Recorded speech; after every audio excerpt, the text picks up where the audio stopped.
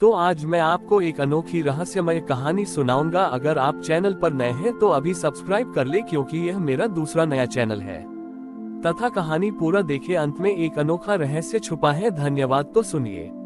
बहुत समय पहले की बात है। एक गांव में दुर्गा पूजा का भव्य आयोजन होता था।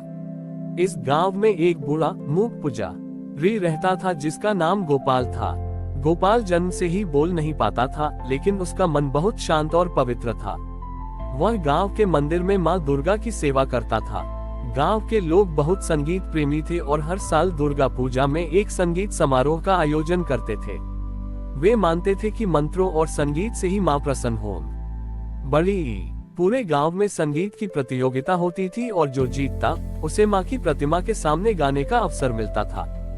गोपाल इस शोर शराबे से दूर रहता था। वह न तो किसी प्रतियोगिता में हिस्सा ले सकता था और न ही कोई गीत गा सकता था। वह बस मन ही मन मां का ध्यान करता था और उनकी प्रतिमा के सामने बैठकर घंटों उनकी सेवा करता था। इस साल की संगीत प्रतियोगिता में एक बहुत ही घमंडी गायक आया, जिसका नाम विक्रम था। विक्रम की आवाज बहुत मधुर थी, लेकिन उसके मन में घमंड भरा हुआ था। वह हर किसी का मजाक उड़ाता था, यहाँ तक कि गोपाल का भी। वह कहता था, क्या यह मूक पुजारी माँ को प्रसन्न कर पाएगा? माँ तो मधुर संगीत से प्रसन्न होती है। गोपाल ने उसकी बातों पर ध्यान नहीं दिया और अपनी सेवा में लगा रहा। उसने चुपचाप माँ की प्रतिमा को साफ किया, फूल सजाए और अपनी आंखों में आंसू भरकर माँ का ध्यान किया। उसके मन में जो भक्ति थी वह शब्दों से कहीं ज्यादा गहरी थी। अष्टमी की रात को विक्रम ने अपना प्रदर्शन शुरू किया। वह एक के बाद एक सुंदर गीत गाता रहा। पूरा पंडाल तालियों की गड़गड़ाहट से गूंज रहा था। तभी एक चमत्कार हुआ। पंडाल में बिजली चली गई और सब कुछ अंधेरे में डूब गया। विक्रम का गाना बंद हो गया और पंडाल में सन्नाटा छा गया। लोग घबरा गए। विक्रम ने बिजली वापस लाने की बहुत कोशिश की, लेकिन वह असफल रहा। अंधेरे में किसी को कुछ दिखाई नहीं दे रहा था। तभी पंडाल के कोने से एक अजीब सी रोशनी निकलने लगी। वह रोशनी गोपाल के शरीर से आ रही थी। गोपाल, जो बोल नहीं पाता था, अपनी आंखों में मां का ध्यान करते हुए आगे आया। वह अपने हाथों से कुछ ऐसे इशारे करने लगा जैसे कोई गीत गा रहा हो। लोगों को उसकी भाषा समझ नहीं आ रही थी, लेकिन उन्हें उसके इशारों में एक दिव्य लय और संगीत का अनुभव हो रहा था। जैसे जैसे गोपाल के इशारे बढ़ते गए, अंधेरे में एक अदृश्य संगीत बजने लगा। वह संगीत इतना मधुर और मनमोहक था कि सभी को ऐसा लगा जैसे स्वयं मां दुर्गा वीणा बजा रही हो। वह संगीत सीधे उनके दिल में उतर गया। देखते ही देखते मां दुर्गा की प्रतिमा से एक दिव्य प्रकाश निकला और पूरे पंडाल में फैल गया। उस प्रकाश में सभी ने देखा कि मां मुस्कुरा रही हैं। उन्हें समझ में आ गया कि मां को न तो मधुर आवाज चाहिए और न ही कोई दिखावा, उन्हें तो सिर्फ सच्ची और निस्वार्थ भक्ति चाहिए। विक्रम का घमंड टूट गया। उसने गोपाल से माफी मांगी और कहा, तुम्हारी भक्ति और तुम्हारा मौन मेरे मधुर संगीत से कहीं ज्यादा शक्तिशाली है। उस दिन के बाद से गांव में ये परंपरा बन गई कि दुर्गा पूजा में कोई संगीत प्रतियोगिता नहीं होती थी।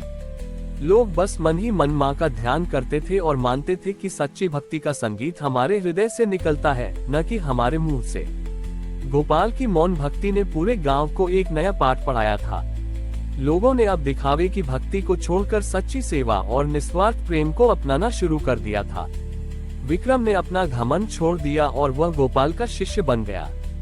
वह अब सिर्फ मां के लिए नहीं, बल्कि जरूरतमंद लोगों की मदद के लिए अपने संगीत का उपयोग करने लगा। एक साल गांव में बाढ़ आ गई। नदी का पानी गांव के घरों और खेतों में घुसने लगा। लोगों में भय का माहौल था। गांव के लोग, जो अब गोपाल की भक्ति से प्रेरित थे, मदद के लिए उसके पास गए। गोपाल ने उन्हें कुछ नहीं कहा, बस अपनी आंखों में मां का ध्यान किया और एक इशारा किया।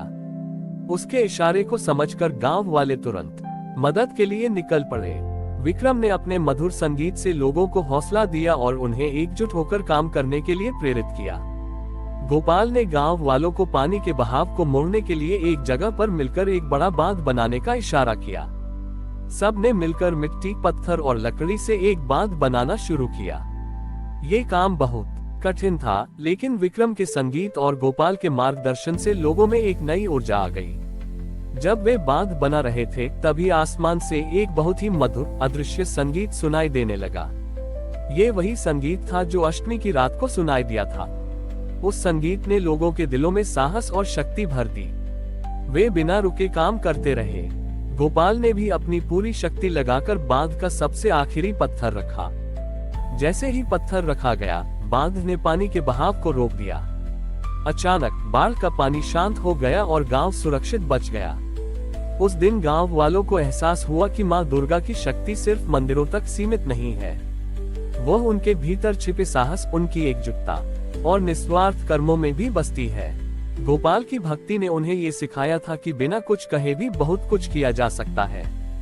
विक्रम ने अपने संगीत को सेवा के लिए समर्पित कर दिया और गोपाल के मार्गदर्शन में वह एक सच्चे कलाकार के रूप में उभरा। गांव में हर साल दुर्गा पूजा के दौरान अब कोई भव्य समारोह नहीं होता था, बल्कि लोग मिलकर अपनी एकजुटता का जश्न मनाते थे। गोपाल ने अपनी पूरी जिंदगी यह सिखाया कि मौन भी एक बहुत बड़ी ताकत है और सच्ची भक्ति का सबसे मधुर संगीत हमारे हृदय की शांति और हमारे कर्मों की पवित्रता में होता है। एक बार की बात है, एक शहर में एक प्रसिद्ध मूर्तिकार रहता था जिसका नाम विजय था। विजय को अपनी कला पर बहुत घमंड था। वह इतनी सुंदर मूर्तियां बनाता था कि लोग उसकी कला की पूजा करते थे। हर साल दुर्गा पूजा के लिए शहर के सबसे बड़े पंडाल की प्रतिमा बनाने का काम उसे ही मिलता था। विजय केवल अपनी कला को महत्व देता था, भक्ति को नहीं। वह कहता था, मेरी प्रतिमा में ही देवी का वास होता है, क्योंकि मेरी कला अद्वितीय है। उसी शहर में एक और व्यक्ति रहता था जिसका नाम राघव था। राघव एक गरीब और साधारण कारीगर था। वह मूर्तियां नहीं बनाता था, बल्कि पुरानी और टूटी हुई चीजों को जोड़कर उन्हें नया रूप देता था। उसका काम कोई खास पसंद नहीं करता था। इस साल भी विजय ने एक बहुत ही सुंदर और भव्य दुर्गा प्रतिमा बनाई। प्रतिमा इतनी जीवंत थी कि देखने वाले बस उसे देखते ही रह जाते थे। विजय अपनी मूर्तियों को देखने के लिए लोगों को टिकट बेचता था और कहता था, मेरी कला को देखना भी एक पूजा है। अष्टमी की रात को विजय ने पंडाल में लगी दुर्गा प्रतिमा के सामने एक बड़ा खूबसूरत दर्पण लगाया। उसने सोचा कि जब माँ दुर्गा अपने ही सुंदर रूप को इस दर्पण में देखेंगी तो वह बहुत प्रसन्न होंगी और उसे आशीर्वाद देंगी। जब रात को सभी लोग पूजा कर रहे थे, अचानक एक चमत्कार हुआ। पंडाल में लगा हुआ दर्पण चमकने लगा और उसमें से एक दिव्य प्रकाश निकला। उस प्रकाश में माँ दुर्गा प्रकट हुई। माँ दुर्गा ने विजय से कहा, हे मूर्तिकार, तुमने मेरी प्रतिमा तो बहुत सुंदर बनाई है, लेकिन तुमने मेरा अपमान किया है। विजय हैरान होकर बोला, हे माँ, मैंने आपका अपमान कैसे किया? मैंने तो आपकी सबसे सुंदर प्रतिमा बनाई है और आपके लिए एक दर्पण भी लगाया ताकि आप अपनी सुंदरता देख सकें। माँ दुर्गा ने मुस्कुराकर कहा, एक दर्पण कभी भी किसी के बाहरी रूप को दिखाता है, लेकिन मेरे लिए तो मेरे भक्तों का हृदय ही सच्चा दर्पण है। मैंने अपने भक्तों के दिलों में अपने आप को देखा है। तुमने अपनी कला को तो निखारा, लेकिन अपने अहंकार को कभी नहीं छोड़ा। विजय की आंखों में आंसू आ गए। तभी एक और दृश्य सामने आया। दर्पण में अब विजय का चेहरा नहीं, बल्कि राघव का चेहरा दिखाई दिया। राघव, जो पंडाल के बाहर अपनी टूटी हुई वीणा ठीक कर रहा था, उसी दर्पण में मुस्कुराता हुआ दिखाई दिया। माँ दुर्गा ने कहा, मेरा असली भक्त राघव है। वह अपनी टूटी हुई चीजों को जोड़कर दूसरों को खुशी देता है। उसकी कला में दिखावा नहीं, बल्कि निस्वार्थ सेवा है। वही मेरी सच्ची भक्ति है। विजय को अपनी गलती का एहसास हुआ। उसने अपना घमंड छोड़ दिया और राघव से माफी मांगी। उस दिन के बाद विजय ने अपना जीवन माँ दुर्गा की सच्ची सेवा में समर्पित कर दिया और राघव के साथ मिलकर समाज की भलाई के लिए काम किया। ये कहानी हमें सिखाती है कि सच्ची भक्ति का प्रदर्शन बाहर की भव्यता में नहीं, बल्कि हमारे हृदय की ईमानदारी और निस्वार्थ कर्मों में होता है। हमारी और भी आध्यात्मिक एवं अनोखी कहानियां देखने के लिए हमारे चैनल पर जाएं तथा धार्मिक एवं पौराणिक अनोखी कहानियां हमारे चैनल पर है।